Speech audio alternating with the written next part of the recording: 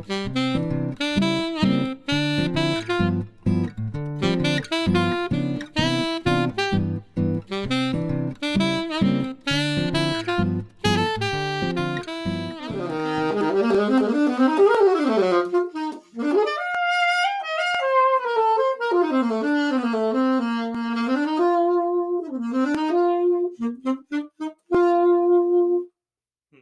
you doing, ladies and gentlemen? You're there, and I'm here, and I hope you're all healthy and safe. I want to talk to you about something I've been dealing with for a long, long time, and that is reeds. If you're a clarinet player or a saxophone player today, and you do a lot of this, you like my shirt, um, then you've probably come to find that your reeds make a huge difference in your tone quality. And we all know that tone quality is the most important aspect of your musicianship because you could have all kinds of finger technique and tonguing skills, but if your tone isn't pure and beautiful and clear, then to me, none of the rest means anything. So let me talk to you in the time I have allotted today, as I'm sequestered in my house, as you are in yours, hopefully, about what I do to try to make my reeds perform optimum at their best.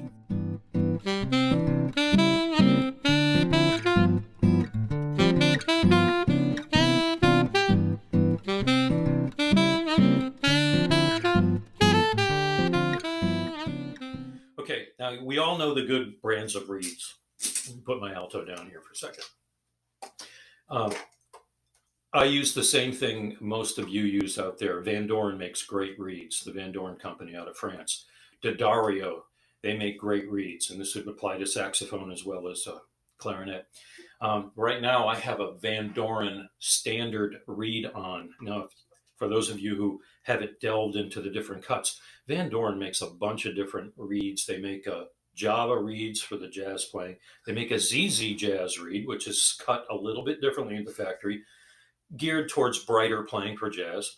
They make a V16 reed, which was one of my personal favorites.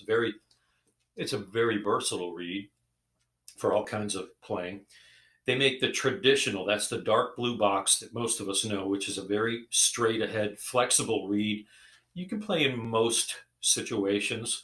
Tends to lean towards a little bit darker, which is perfect for symphonic band playing or maybe solos, ensembles, quartet playing.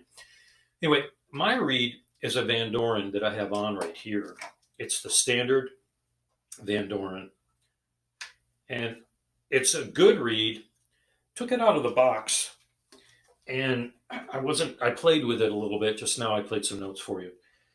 And I wasn't thrilled, although I know it's got potential. So let me talk to those of you who maybe get frustrated once in a while with when you buy a box of reeds, which you and I both know how expensive they can be. Why is it that we only get maybe 2 or 3 out of the box that when we put them on, oh, great. But the rest of them, they all have issues. That's because it's made out of bamboo or cane. That's why it's a reed. It's a piece of wood. And it's organic. There's the structure of wood. As good as the factories are at Van Doren, D'Addario, these companies, they can't control the density of the fiber and the vastness of the pulp within the reed. And if you ever took a reed like this and you looked at it behind a light and you could look through the reed, you could see the disbursement of the lines in the reed going all the way to the very tip. That's the fiber. And then that material in between is the pulp. Some reeds are more fibrous, and even though, let's say you use a number 3 reed, the fibrous reed's a number 3 cut, which is measured perfectly down to the thousandths of an inch. It probably would feel like a stronger reed, like a 3.5. The reeds that are more pulpy would probably feel like a softer reed, maybe a 2.5. There's not as much structural integrity in the reed. Are you following me so far? Anyway, let me get to the good stuff. This is what I do. Let's say I just depackage this out of its little candy wrapper from Van Doren. You know what I mean? Those little foil packs. I have a little sipper cup here with about a half a cup of water. Nothing fancy. And I just put my reed in there and I'm going to let it soak for a few minutes. And after that, I'm going to take it out and I'm going to put it on a little paper napkin. But these days, I tore my napkin in half to make it go further. I could get more napkins. Isn't that brilliant? That's a clever move on my part. So I have 2 napkins in one.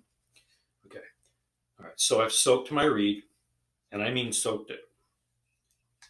By the way, I pre-wet this reed before we got started today. But here we go. Reed's nice and wet. I'm going to let it sit on that paper towel. So when you buy a box of reeds, first thing I would do is take several out of their packaging, soak them in water for about 5 minutes, and then let them dry on a paper towel. So far, so good. Nothing ridiculously complex yet. Okay. After it's been dry, you'll notice behind me I have a stack. This is just copy paper. All right. I like it's nice and soft. It's got that nice glazed feeling on it. I'll take this reed after it's been somewhat dry, okay, and I rub it out.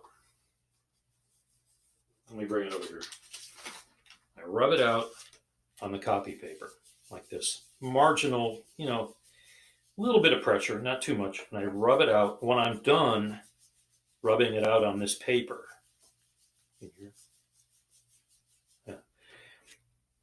when I'm done rubbing it on the paper, you have a nice smooth finish on the bottom. I know it started smooth already, but you'd be surprised. You're actually smoothing out the pores of the cane when you do this.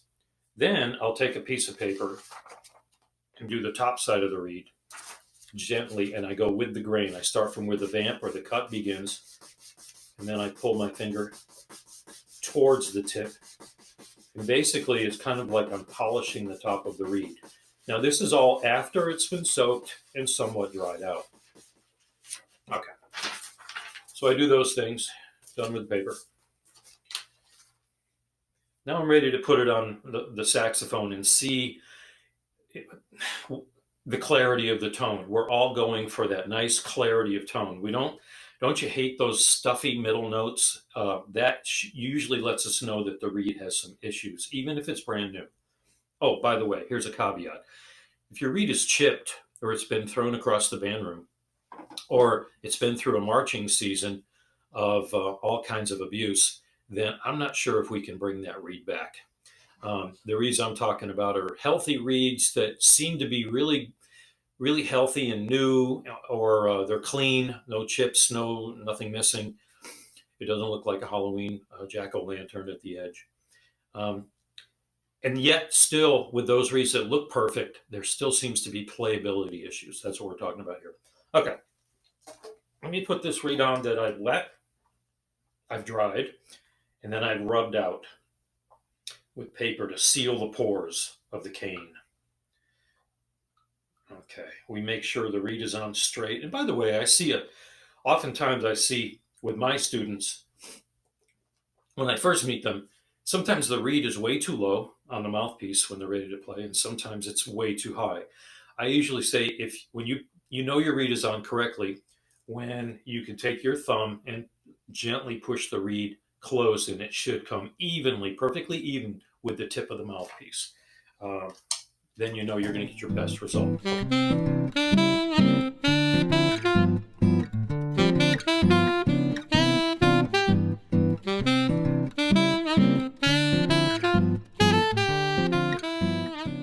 So one of the first playing tests I do to see if the reed is a good one is I just play from the alto sax. I'll play G, A, B, C, D, and I'll hold that D.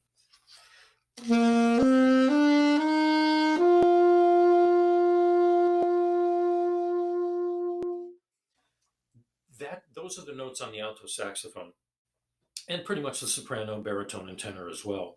Clarinet, if you're a clarinet player out there, it would be the throat tones: open G, F, F sharp, E. Those open notes that you need perfect reed vibratory response to get a clarity of tone. Those are the tattletale notes. On alto sax, G, A, B, C, D. Now, if that D is kind of fuzzy, it's got that little bit of a hairy sound to it, a little fuzzy, something's up with the reed. Oftentimes, it just needs to be broken in a little bit more. If you play it for a while, and I recommend you do before we start messing with the reed with tools, then I suggest you play it for maybe a half an hour and put it down, let it dry. If it comes back and still is a little bit cranky, it's got a little hairiness or stuffiness, it's time to maybe customize that reed. I wanted to make a point earlier that when I buy a box of reeds, I'm already in my head assuming that I am going to have to customize probably 7 of those 10 reeds, if not 8. We'll get lucky if 2 or the 3 reeds are perfect out of the box. But usually with me, because I'm very picky with tone, I want to make sure that every reed is good. And that's why you see, well, I've got 3 different kinds of knives here. I've got sandpaper here. And I even have a reed clipper over here. All right, we'll talk about that.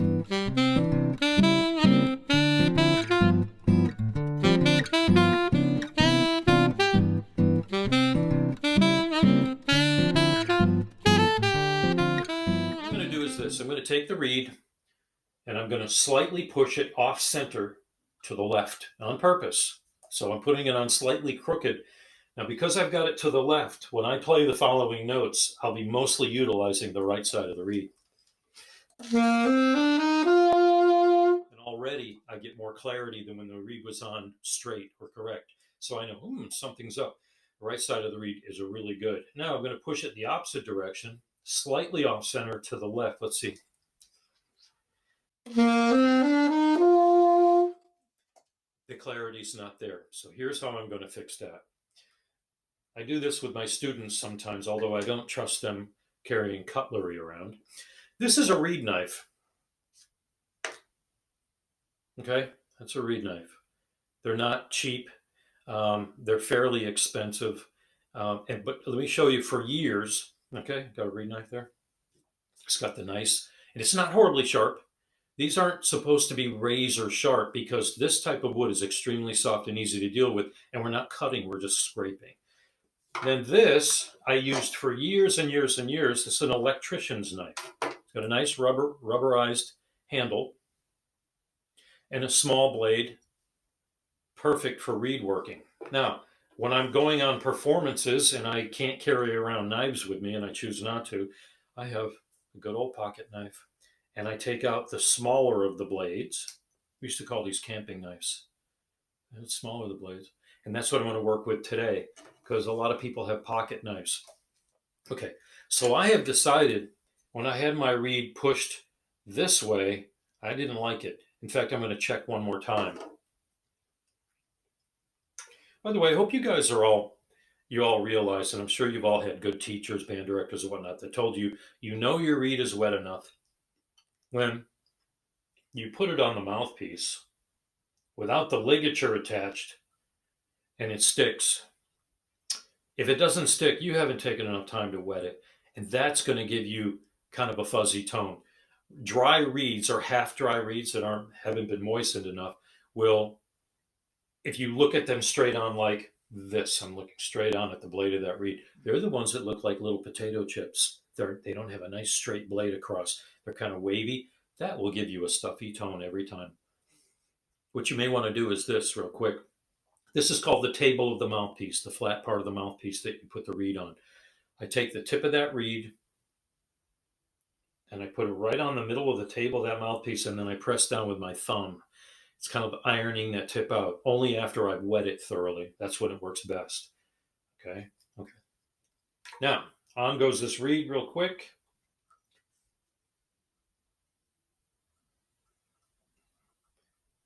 I have the Rovner or Rovner ligature. I don't like to over tighten and I don't like to under tighten. Just make sure the reed is secure on there, okay? So my reed is straight.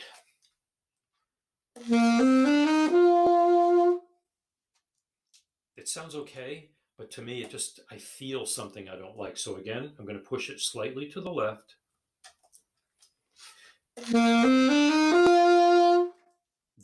That's the sound I want.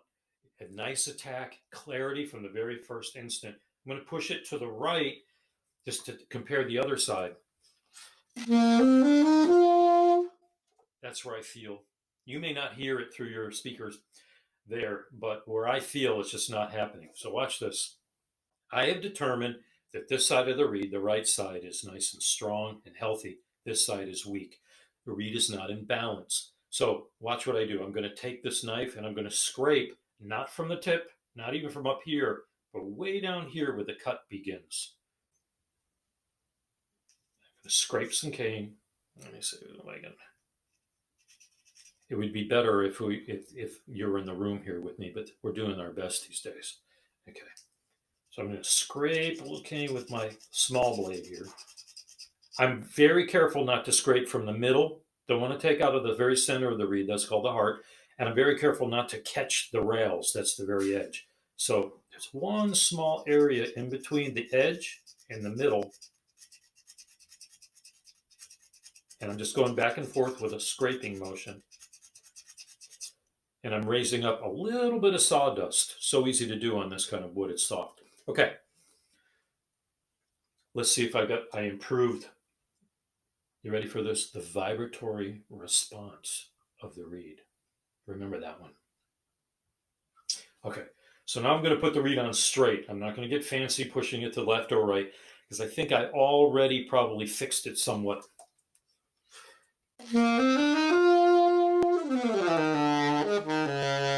So I checked the middle notes, G, A, B, C, D. Now I want to see if the reed works really well in the lower register. And I'm not going to play triple forte. And so that was a low B flat, and I like how it spoke. It didn't push back at me. There was clarity all the way down to the bottom.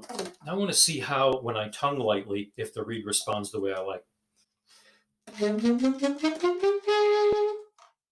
Okay, so this reed I'm going to leave alone. I don't want to overdo it. I don't want to scrape any more sawdust off of any section of the reed because it's very hard to glue those particles back on if I've gone too far.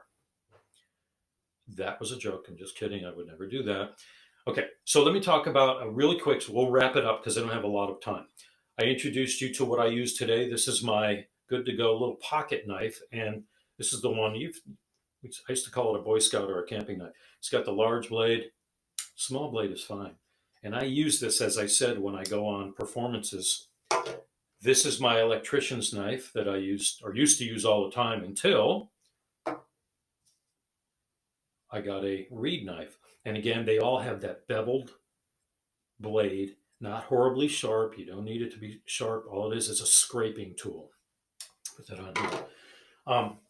If you ever get a reed that has got that real dense fiber, like I spoke of before, these are very cool. Van Doren makes this reed sanding block. It's just plexiglass, and this is very fine grit sandpaper, front and back. You can see where I've worked on reeds. See the sawdust in it? That can be cleaned up. If the reed, maybe on the next video around, I'll talk about, the reed seems pretty hard out of the box. It's really pushing back at me. I'm having trouble getting the low notes. That's when we take the reed, and I'll show you that in a subsequent video about thinning down or taking a little material off the bottom of the reed carefully and see if we can bring that reed around. Okay. Then the other piece, the gadget I have, the tool, is called a reed clipper. We all have reeds that sound great out of the box. We play them. We play them for weeks, sometimes months. Well, good luck if you can get months out of a reed. I can't. But this is called a reed clipper. So think of it as a guillotine for reeds. Now, those of you who have maybe taken lessons from me, you've seen us do this in lessons. The rest of you out there, this is a clever little gadget that when your reed starts sounding like it's dying or it's getting very buzzy and weak and your high notes are starting to close off and they sound like a mosquito, it probably means the very thinnest part of your reed, the tip, is starting to die. Because remember, it's very important that you know that your saliva is a very, very strong, it's kind of an acid, and your saliva will eventually start breaking the reed down. It is organic. It's not made of synthetic material, at least my reeds. So when that happens, we take our reed clipper, and this will probably be on another video as well. We take a reed clipper, we put our reed in here. See how the blade is here, shaped just like the alto saxophone reed. I would put it in there, give it its last rites, and then off with its head, which means just a little tiny sliver of the reed, kind of like think of it as a toenail clipper or fingernail clipper. would come off. When you put the reed back on, it should feel maybe like you've got more resistance again, and that dead part or the weakest part of the reed is now gone. Oftentimes, I have to go back with a knife and rebalance the reed though when I clip a reed. But honestly, I don't mind all that work. Okay, I've given you a lot of information so far today, and I think thanks for being there to help me. I think I've brought my reed around a little bit better when I took a little bit of cane off that lower right side.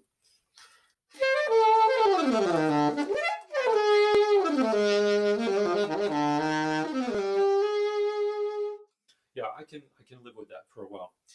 Okay, I'm going to sign off now, and I hope you reed players out there, all you saxophone players, clarinet players, maybe what I showed you today maybe can help you when you're working with those knives. Please be careful. Nobody wants to end up in the emergency room. Okay, thanks very much. We'll see you down the road.